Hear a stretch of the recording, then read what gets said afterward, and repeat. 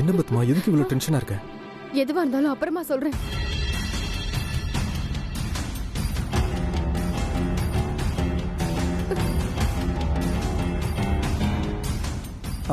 சூர்யா, இது சுயம்பு துர்க்கையம்மன் கோவில். இந்த கோயிலுக்குள்ள ஒரு சக்தி வாய்ந்த விநாயகர் கோவில் இருக்கு. அங்க போயிட்டு போலாமா? இல்ல உங்களுக்கு டைம் ஆயிடுச்சுன்னா வேண்டாம். போலாம். வாங்க.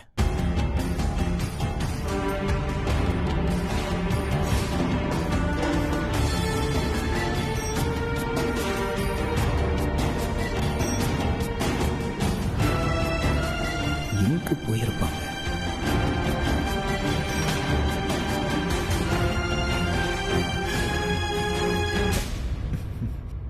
வாங்க.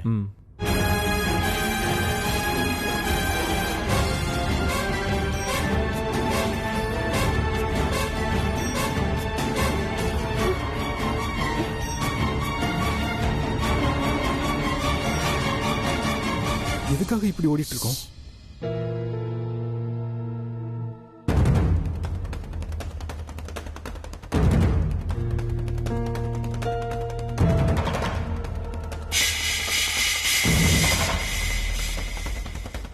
கிளம்பலாமா?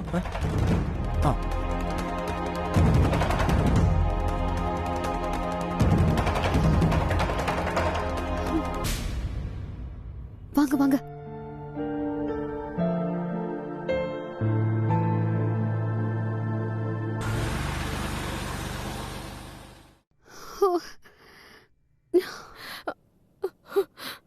என்ன சிஸ்டர், கண்ணாம்பூச்சி ஆடுறோன்னு சொல்ல வேண்டியதானே? எதுக்காக இப்படி அலைய விடுறீங்க? இந்த ஆட்டத்துல ஒரு நல்ல விஷயம் என்னன்னா, பத்மா அப்பா பிடிச்ச கைய இப்ப வரைக்கும் விடல.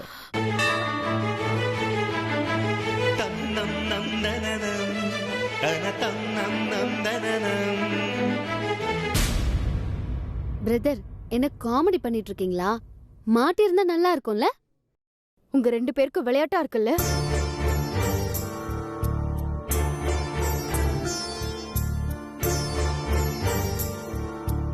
சந்துரு எனக்கு விவரம் தெரிஞ்சதுக்கு அப்புறம் தான் பிறந்தான். சூர்யா தான் என் கூட பிறந்த தம்பின்னு சின்ன வயசுல நினைச்சிட்டு இருந்தேன். எனக்கு இப்பவும் அப்படிதான். அதனால எப்பவும் நாங்க ஒன்னாதான் விளையாடுவோம், ஒன்னாதான் ஸ்கூலுக்கு போவோம். அவனும் என் மேல அக்கான்னு பாசமா அக்கறையா இருப்பான். அவன்கிட்ட நான் எதையுமே மறைச்சதில்ல.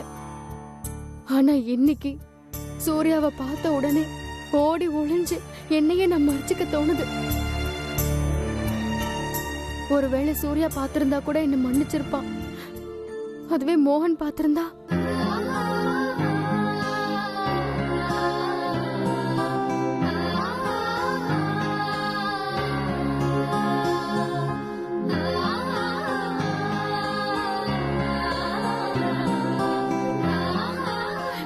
என்னோட மானம் மட்டும் இல்ல, சூரிய வம்சம் குடும்பத்தோட மானமே போயிருக்கும். என்னால எங்க குடும்பத்துக்கு எந்த கெட்ட பேரும் வேண்டாம். அதை நான் விரும்பவும் இல்லை.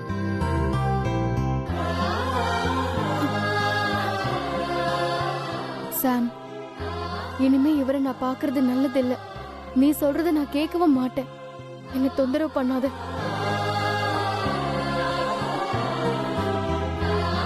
பத்மா, பத்மா கொஞ்சம் நில்லு.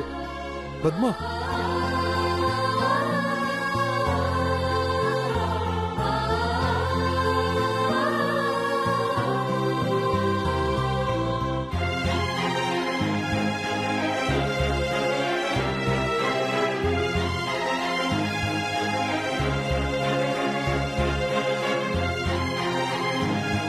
ஏன் பத்மா என்னை பார்த்தும் பேசாம போற?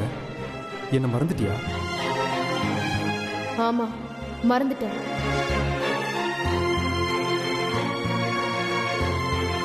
பத்மாவை தனியா மீட் பண்ண முடிஞ்சதேன்னு சந்தோஷப்பட்டேன். ஆனா ஒரு 10 நிமிஷம் கூட பேச கொடுத்து வைக்கல.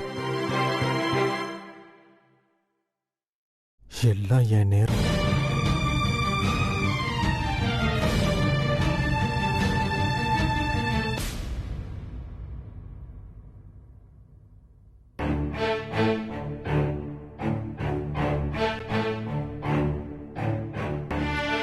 கூப்பிட்டீங்களாமா? நீ எப்போ ஆபீஸ்க்கு வர போற? சரி, நீ வரலங்கிறது நடராஜனுக்கு தெரியுமா? சொல்லலான்னு தாம்மா நினைச்சேன். எத்தனை நாள் நீ ஆபீஸ்க்கு வரலையோ அவ்வளவு நாள் சம்பளம் கட்டு, தெரியும்ல? நம்ம ஆபீஸ்ல புதுசா ஒரு செக்ஷன் வரப்போகுது. இதுக்கப்புறம் வேலை நிறைய இருக்கும். ஆபீஸுக்கு வர வழியை பாரு. சரிங்கம்மா. சண்முகம், அம்மா, நீ தர வேண்டிய காசை எப்ப தரப்போற? அம்மா, அதுக்கான முயற்சி தாம்மா பண்ணிட்டு இருக்கேன். என்ன பிளான் வச்சிருக்க சொல்லு. அது சொல்லு, என்ன முயற்சி பண்றேன்னு சொல்லு. அம்மா, பணம் கைக்கு வரட்டுமா, அப்புறம் சொல்றேன். அம்மா கிட்ட சொல்றதுக்கே உனக்கு தயக்கமா? அப்படி என்னதான் வேலை பண்ற?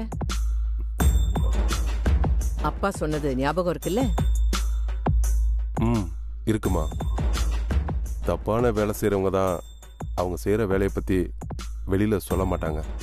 வெளியில சொல்லிக்க முடியாத வேலையை செய்யக்கூடாதுன்னு சொல்லியிருக்காங்கம்மா. ஞாபகம் இருந்தா சரி. யாரா இருந்தாலும் காசு விஷயத்துல கரெக்டா இருக்கணும். வாங்கின காசை சீக்கிரமா குடுக்கற வழியை பாரு. என் பொண்டாட்டி பண்ண வேலையால இப்படி சீரழிற. இது பத்தாதுன்னு புதுசா பிளான் வேற. இதுல என்ன வேற கூட்டு சேர்க்கிறாங்க. சரி, நீ ஆபீஸுக்கு கிளம்பு. சரிங்கம்மா.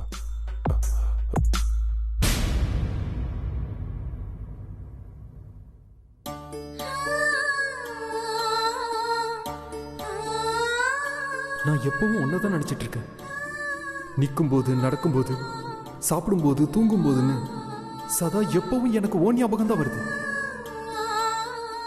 எனக்கு உங்களை ரொம்ப பிடிச்சிருக்கு. உங்களுக்கு? நீ மட்டும் இன்னைக்கு வரலனா நான் செத்துருப்பேன். நம்ம வீட்டுல ஒரு நல்ல விஷயம் நடந்திருக்கு. அதுக்கு காரணமே பத்மாதான். இந்த மோகனுக்கு உன்னை பார்த்த உடனே ரொம்ப பிடிச்சு போச்சு. ஒரு விஷயம் நடக்காம தள்ளி போயிட்டே இருந்தா ரொம்ப நல்ல விஷயம் நடக்கும்னு சொல்லுவாங்க.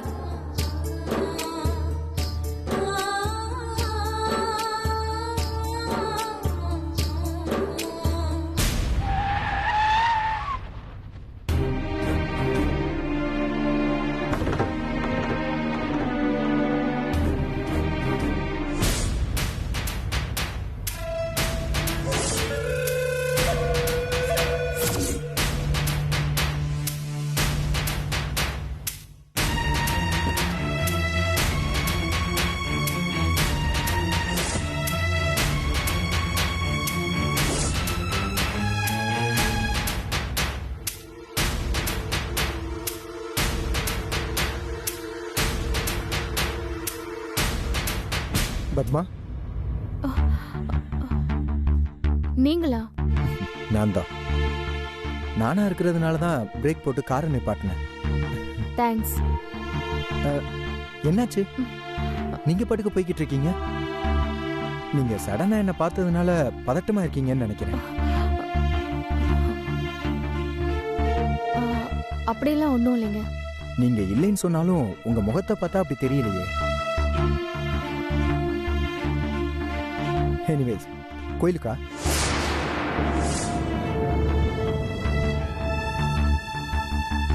இல்ல, வீட்டுக்கு. கோயிலுக்கு போயிட்டு வர்றீங்களான்னு கேட்டேன். ஆமா. நான் கூட கோயிலுக்கு தான் போயிட்டு வரேன். நீங்க எந்த கோயிலுக்கு போனீங்க?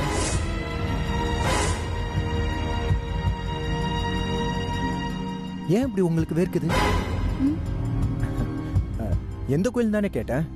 இந்தாங்க, தொடச்சுக்கோங்க. இல்ல, பரவாயில்ல. நான் கேட்டதுக்கு நீங்க பதில் சொல்லவே இல்லையே. எந்த கோயில்னு கேட்டேன். இங்கதான் பக்கத்துல பெருமாள் கோயிலுக்கு. போய்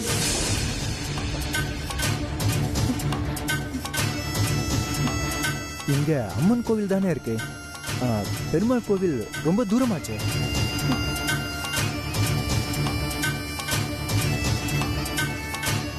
ஒருவேளை பார்த்துட்டாரான்னு தெரியலையே. கூட்டு வாங்கலான்னு பார்த்தா வாயவே திறக்க மாட்டேங்கிறா. நீங்க ஏதோ பதட்டத்துல மாத்தி சொல்றீங்கன்னு நினைக்கிறேன். பக்கத்துல இருக்க சிவன் கோவில் தானே? ஆமா. என்ன பத்மா, நான் பாட்டுக்கு பேசிக்கிட்டு இருக்கேன், நீங்க பாட்டுக்கு போய்கிட்டு இருக்கீங்க. லேட் ஆயிடுச்சு, வீட்டுக்கு போகணும்.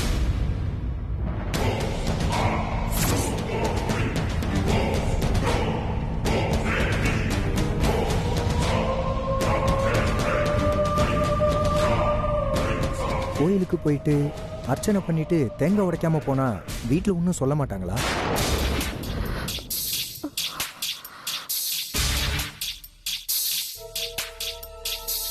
ஏதோ ஒரு யோசனையில உடைக்காம வந்துட்டேன், பரவாயில்ல. வந்ததுல இருந்து பாக்குறேன், நீங்க கன்ஃபியூஸாவே இருக்கீங்க.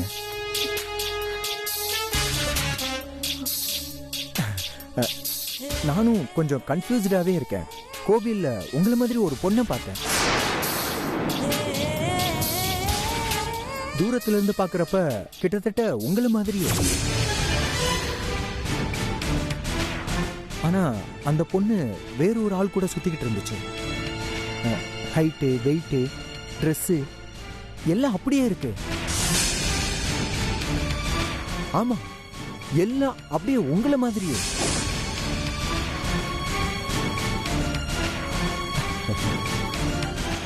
உங்களை மாதிரி பொண்ணுங்க வீட்டுல மாப்பிள்ளை பார்த்ததுக்கு அப்புறம் வேற யாரு கூடவும் சுத்த மாட்டாங்க.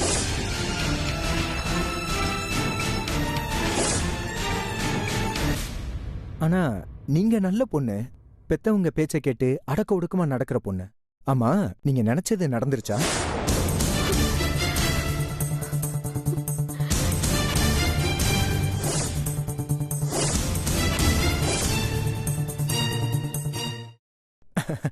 இல்ல, நீங்க நினைச்சு வேண்டினது நடந்துச்சான்னு கேட்டேன். சொல்லுங்க அண்ணி.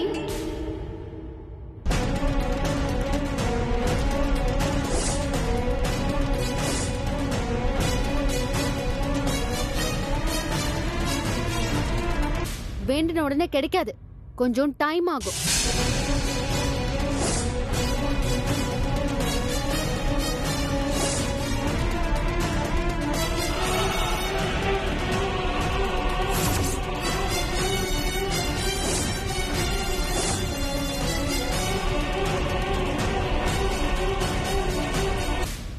கோயிலுக்கு போயிட்டு தேங்காய் உடைக்காம போனா எப்படி?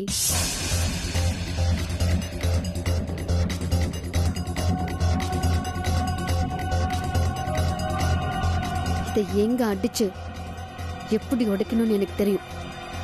நீங்க போங்க, நீங்க போங்க அண்ணி.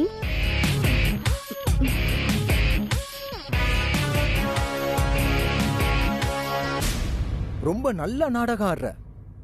பத்மாவையும் அந்த சீனிவாசனையும் மீட் பண்ண வச்சு எங்க 2 பேர் கண்ணையும் மண்ணு தூவி, ரொம்ப நல்லா இருக்கு உன்னோட பிளே. கிரேட். இந்த ஆட்டத்தெல்லாம் என்கிட்ட வச்சுக்காத.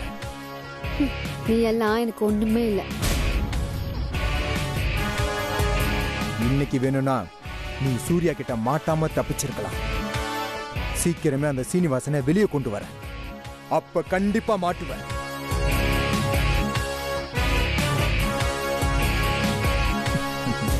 பூனை கண்ணை மூடிட்டா உலகம் இருட்டாயிராது. நீ யாருன்னு அந்த சூர்யாவுக்கு மட்டும் இல்ல, இந்த சூரிய வம்சம் குடும்பத்துக்கே தெரிய வைக்கிற.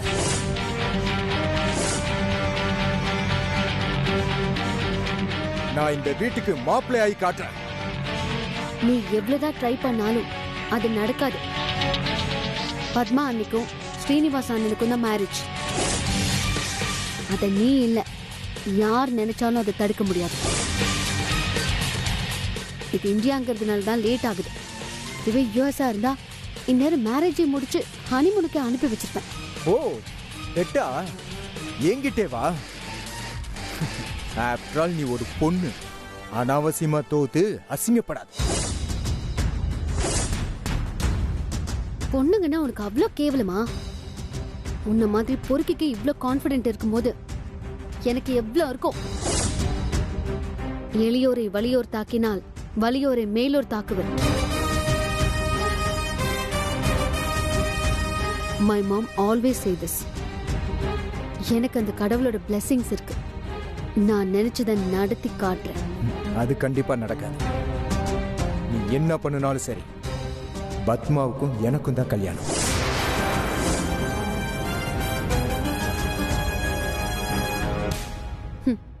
பகல் கனவு காணாத. ஓகே, நீ சவால் விட்ட மாதிரி பெட்டு கட்டிக்கலாம்.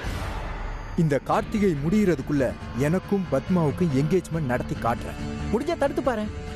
அதே கார்த்திகைக்குள்ள ஸ்ரீனிவாசனுக்கும் பத்மா அன்னைக்கும் என்கேஜ்மெண்ட்டை நான் நடத்தி காட்டுறேன்.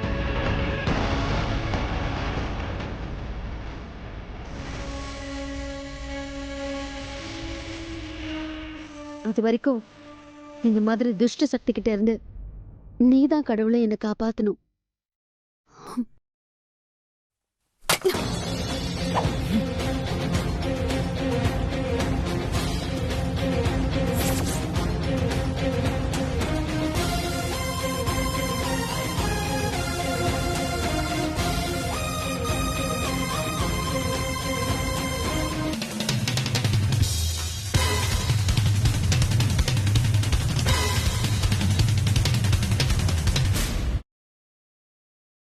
என்னங்க, என்னாச்சு?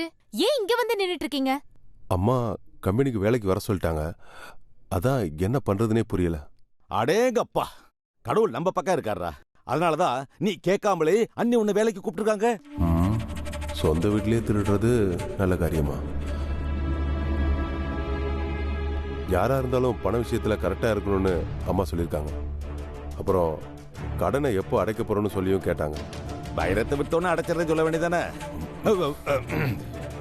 ஏதோ ஒரு ஃப்ளோல வந்துருச்சுடா. நான் என்ன சொன்னேன்? சித்தப்பா, எனக்கு இருக்க கடனுக்கு ஒரே ஒரு வைரத்தை எடுத்தாலே அதிகம். மொத்த வைரத்தையே எடுக்கணும். ஏம்மா, கடைசி வரைக்கும் நீ இந்த வீட்டுல இப்படியே தான் இருக்க போறியா? ஏன் மாமா அப்படி கேக்குறீங்க? பின்ன என்னம்மா, ஆண்டவனா பார்த்து ஒரு சான்ஸ் கொடுத்துருக்காரு. இவன் கரெக்டா யூஸ் பண்றானா பாத்தியா?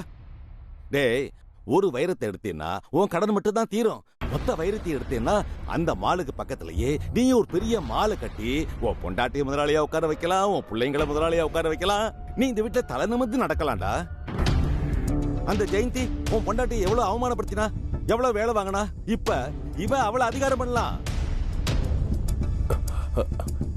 இல்ல சித்தப்பா, மொத்த வைரத்தை எடுத்துட்டா பெரிய லாஸ் ஆயிராதா? இப்போ என் கடனை அடைக்க எல்லாரையும் கடனாளி ஆக்குன மாதிரி ஆயிடாது? இன்னும் ரொம்ப யோசிக்கலாம். தப்பு, பெரிய தப்புன்னு தோணுது. ஆமா, யார் அவன் முட்டா பை மாதிரி பேசிட்டு இருக்கான்? அதெல்லாம் ஒரு தப்பு இல்லடா. இந்த மாதிரி தங்கம் வைரம்லாம் பிசினஸ் பண்றவங்க நிச்சயமா இன்சூரன்ஸ் பண்ணி வச்சிருப்பாங்க. அப்படியே காணா போச்சுன்னு வச்சுக்கோயேன், கிளைம் பண்ணிக்கலாம். அந்த வைரத்துக்கு நிகரான அமௌண்ட்டை இன்சூரன்ஸ் கம்பெனிக்கார கொடுத்துருவான். நாம புதுசா பிசினஸ் ஸ்டார்ட் பண்ணலாம். இத பாரு, ஓ கஷ்டமும் தீந்துரும், அவங்களுக்கு நஷ்டம் இல்ல. சரி, நான் என்ன பண்ணணும் அதை மட்டும் சொல்லுங்க. கேளுடா, நீ என்ன பண்ற? அண்ணி சொன்ன மாதிரி வேலையில போய் ஜாயின் பண்ற. அந்த வைரம் எப்ப வருது, எங்கிருந்து வருது, எப்படி வருதுங்கிற விஷயத்தெல்லாம் தெரிஞ்சுக்கிட்டு சமயம் பார்த்து பிளான போட்டு தூக்கிடுவோம். இது பாரு, எடுத்துட்டு வருது மட்டும் தானே உன் வேலை. மத்த விஷயத்தெல்லாம் சித்தப்பா நான் இருக்கல, நான் பாத்துக்கிறேன். சித்தப்பா, ஒருவேளை நான் மாட்டிக்கிட்டேன்னு வைங்க, மானம் போயிடும். ஆட போடா, இவ்வளவு யோசிச்சவன் அது யோசிக்காம இருப்பானா? முதல்ல வைரம் கைக்கு வரட்டா, மத்த விஷயத்தெல்லாம் அப்புறம் பாப்போம். ஏமா, இவனுக்கு புரியுற மாதிரி கொஞ்சம் எடுத்து சொல்லு. முட்டாப்ப சின்ன மாமா சொல்ற மாதிரி மட்டும் நீங்க செஞ்சீங்கன்னா என்ன வேலைக்காரி மாதிரி நடத்துற ஜெயந்தியை நான் ஒரு கை பாத்துருவேன். நீங்களும் தலை நிமிர்ந்து நடக்கலாங்க. ஏங்க, கொஞ்சம் யோசிங்க.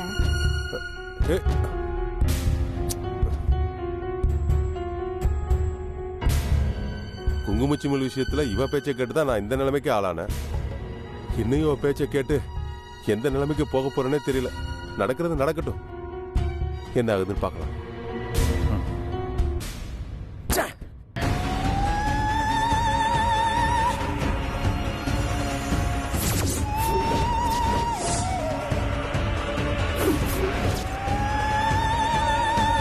ஸ்ரீனிவாசனுக்கும் பத்மா அன்னைக்கும் என்கேஜ்மெண்ட்டை நான் நடத்தி காட்டுறேன். ஏண்டி அமெரிக்கன் பேபி, வர வர உன் பேச்சுல திமிரு ஜாஸ்தியா போய்கிட்டு இருக்குடி. நானும் போனா போகுது பொண்ணுன்னு பொறுமையா இருந்தா ரொம்ப ஆற. அந்த பத்மா ரொம்ப அடக்க ஒடுக்கமான பொண்ணு. அவளையே நீ நினைச்ச மாதிரி கோயிலுக்கு கூட்டிட்டு வந்திருக்க. அதுவும் இல்லாம அந்த சீனிவாசனையும் அந்த பத்மாவையும் மீட் பண்ண வச்சிருக்க. என் கண்ணிலேயே மண்ணை தூவிட்டு எஸ்கேப் ஆயிருக்காங்க. அந்த சீனிவாசனை யாருக்கும் தெரியாம வீட்டுல மறைச்சு வச்சு சோறு வேற போட்டிருக்க. இந்த விஷயம் கூட தெரியாத அடி முட்டாளா இருக்கானுங்க அவனுங்க. கேட்டா நாங்க சூரிய வம்ச குடும்பம் அது இதுன்னு பெருமை வேற பேசிக்கிறானுங்க. தப்பு பண்ணிட்டேன். அந்த அன்னபூர்ணி அம்மாவை ஏமாத்தி சாப்பாடு கொண்டு போகும்போதே நான் கொஞ்சம் சுதாரிச்சிருக்கணும். விட்டுட்டேன். வீடியோவை காமிச்ச உடனே நீ பயந்துட்ட, அதனால என்கிட்ட வேலையை காட்ட மாட்டேன்னு நான் கேஷுவலா உன்னை சும்மா விட்டுட்டேன். இப்பதான் தோணுது, அந்த வீட்டுல இருக்கிற ஆட்டு மந்தைங்க மாதிரி உன்னை சாதாரணமா எடை போட்டிருக்க கூடாது. இப்படியே விட்டா அந்த சீனிவாசனுக்கும் பத்மாவுக்கும் யாருக்குமே தெரியாம கல்யாணம் வேற பண்ணி வச்சிருவா போல இருக்கு.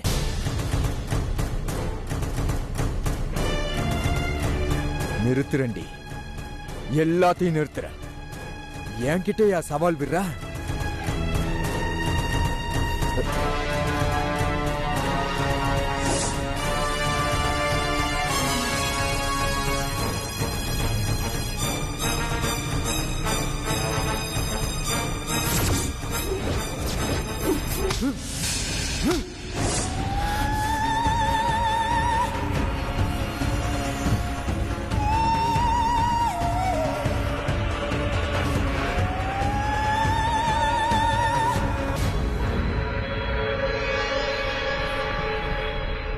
எனக்கு இதனால தலையில மட்டும்தான் வலி.